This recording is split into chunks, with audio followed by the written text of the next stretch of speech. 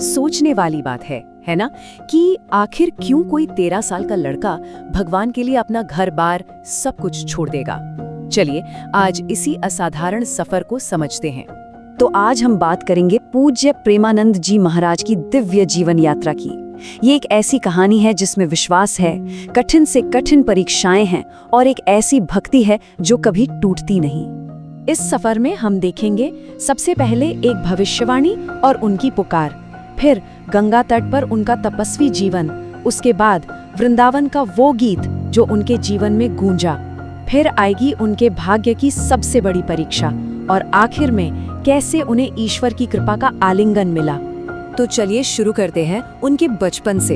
एक ऐसी शुरुआत जहां कुछ दिव्य संकेतों ने पहले ही इशारा दे दिया था कि ये बच्चा कोई आम बच्चा नहीं है। बात है साल 1969 की। उत्तर प्रदेश में कानपुर के पास एक गांव है। वहीं एक सादे से परिवार में उनका जन्म हुआ और नाम रखा गया अनिरुद्ध। और पता है, उनके जन्म के साथ ही एक बड़ी अद्भुत भविष्यवाणी जुड़ी हुई है। कहा जाता है कि एक संत ने उनके घर आके कहा था कि ये बालक तो प्रेम का संदेश लेकर आया है, जहाँ भी अंधेरा होगा ना, ये वहाँ दीपक बनकर रोशनी करेगा। और ये बात तो उनके बचपन से ही साफ दिखने लगी थी। मतलब दूसरे बच्चों की तरह खेल कूद में उनका मन कम ही लगता था। उन्हें तो बस मंदिर में बैठकर भजन गाना अच्छा लगता था। ऐसा लगता था जैसे भक्ति उनके खून में ही हो। उनकी जिंदगी का सबसे बड़ा टर्निंग पॉइंट तब आया जब उन्होंने एक साधु का उपदेश सुना। साधु ने क्या कहा कि ये जो शरीर है ये तो नष्ट हो जाएगा, लेकिन आत्मा वो अमर है। जो इंसान अपने अंदर ही परमात्मा को पहचान लेता है वो अमर हो जाता है।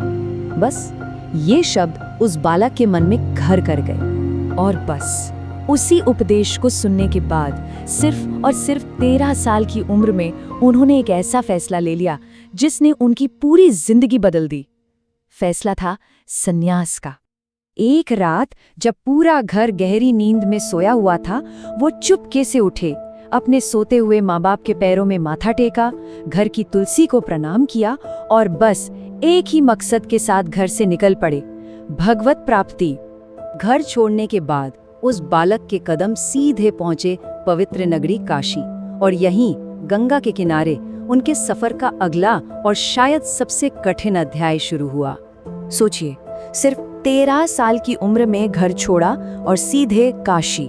वहां कई सालों तक उन्होंने गंगा किनारे एक सन्यासी की तरह जीवन बिताया और उनकी दिनचर्या बेहद बेहद कठोर थी। कुछ टाइम बाद उनके पिताजी उन्हें ढूंढते ढूंढते काशी आ पहुंचे।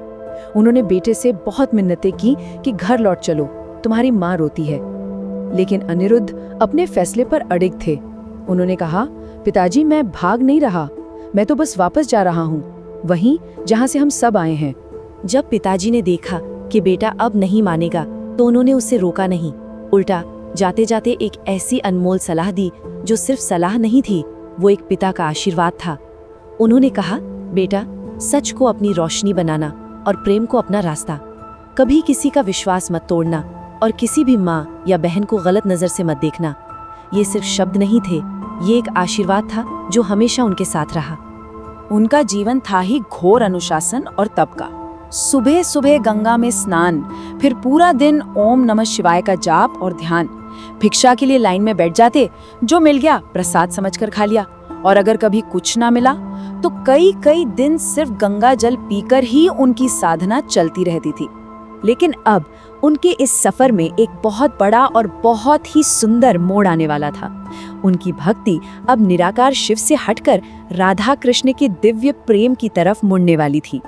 हुआ ये कि एक दिन वो गंगा किनारे अपने गहरे ध्यान में बैठे थे। तभी किसी ने उन्हें पास में हो रही रासलीला देखने के लिए बार बार बुलाया। पहले तो उन्होंने साफ मना कर दिया, वह अपनी साधना में कोई रुकावट नहीं चाहते थे। लेकिन जब जिद बढ़ गई तो वो मान गए और चले गए। तो रासलीला क्या होती है? ये भगवान कृष्ण और राधा जी के अनोखे प्रेम को दिखाने वाला एक पारंपरिक भक्ति से भरा हुआ नाटक है। ये सिर्फ एक परफॉर्मेंस नहीं है, इसे भक्ति का एक जीता जागता रूप माना जाता है। और जब उन्होंने वो रासलीला देखी ना, तो बस देखते ही रह गए। उनके लिए वो सिर्फ एक नाटक नहीं था, उन्हें लगा जैसे वो सामने साक्षात भगवान की लीला देख रहे हैं। वो उस दिव्य प्रेम के रस में इतना डूब गए कि उन्हें लगा कि अब इसके बिना तो जीना ही मुश्किल है। और बस इसी एक अनुभव ने उनकी साधना का पूरा रूप ही बदल दिया। देखिए, काशी का मार्ग था तपस्या और वैराग्य का, जहां वो निराकार ईश्वर यानी शिव की उपासना करते थे। लेकिन अब उन्हें एक नया रास्ता मिल गया था, वृंदावन का मार्ग। ये प्रेम और भक्ति का रास्ता था, साकार ईश्वर यानी राधा कृष्ण की उपासना का।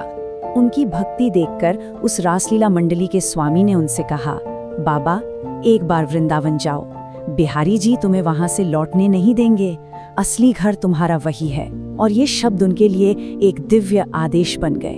उन्होंने उसी पल फैसला कर लिया कि अब वृंदावन ही जाना है। वृंदावन पहुंचकर उनकी भक्ति और भी गहरी हो गई। लेकिन अब उनकी जिंदगी का सबसे मुश्किल दौर शुरू होने वाला था, एक ऐसी परीक्षा जहां उनके विश्वास को आखिरी हद तक आजमाया जाना था। वृंदावन में शुरुआत के कुछ साल तो बड़े शांति से निकले। वो एक छोटे से आश्रम में रहते, दिन रात बस नाम जप और भजन में डूबे रहते थे। पर फिर धीरे धीरे उनकी तबीयत खराब होने लगी। पेट में बहुत तेज दर्द रहने लगा, जो आहिस्ता आहिस्ता बढ़ता ही जा रहा था। जब जांच हुई तो जो सच सामने आया वो चौंका देने वाला था। पता चला कि उनकी दोनों किडनीज पूरी तरह से फेल हो चुकी हैं। डॉक्टरों ने भी हाथ खड़े कर दिए। उन्होंने साफ कह दिया कि अब ये शरीर सिर्फ भगवान के भरोसे है, मेडिकली कोई उम्मीद बाकी नहीं थी। और जैसे ये सब कम था, जिस आश्रम में वो रहते थे वहां से भी उन्हें जाने को कह दिया गया। लोगों ने कहा कि हम आपकी जिम्मेदारी नहीं उठा सकते।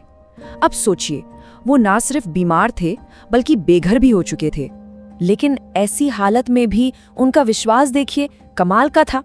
जब उन्हें आश्रम से जाने के लिए कहा गया ना, तो उन्होंने बिल्कुल शांति से कहा, ठीक कहते हो, तुम्हें मेरी जिम्मेदारी लेने की जरूरत ही नहीं है, क्योंकि मेरी जिम्मेदारी तो खुद प्रभु ने ले रखी है। तो अब आते हैं इस कहानी के आखिरी और सबसे प्रेरणादायक हिस्से पर। ये वो हिस्सा है जो बताता है कि कैसे घोर अंधेरे के बाद दिव्य कृपा ने उन्हें बचाया। उस रात शरीर जवाब दे चुका था। सिर पर कोई छत नहीं थी, वो बस वृंदावन की धूल में लेटे हुए थे। और एक पल के लिए, बस एक पल के लिए उनके मन में ख्याल आया कि शायद अब वापस काशी लौट जाना चाहिए।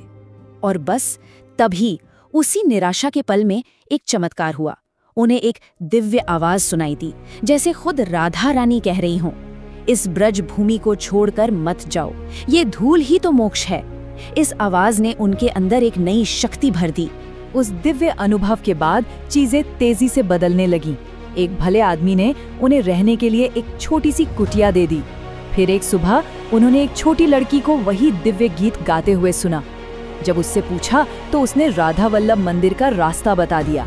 और जैसे ही उन्होंने राधा वल्लभ जी के दर्शन किए, उनकी आंखों से आंसुओं की धारा बह निकली।